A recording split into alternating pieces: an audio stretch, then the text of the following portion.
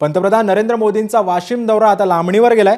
26 September ऐवजी आता 5 October रोजी मोदींचा वाशिम दौरा होणार आहे। नवरात्रोत्सवाच्या काळात मोदींचा दौरा व्हावा अशी महंतांनी मागणी केली आहे।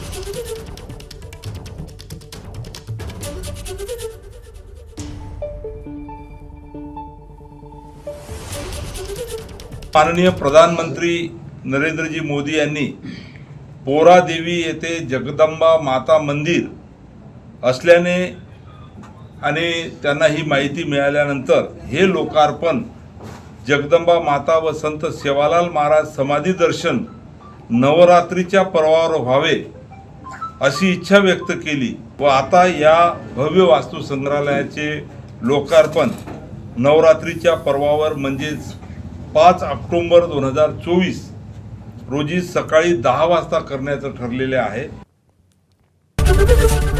एबीपी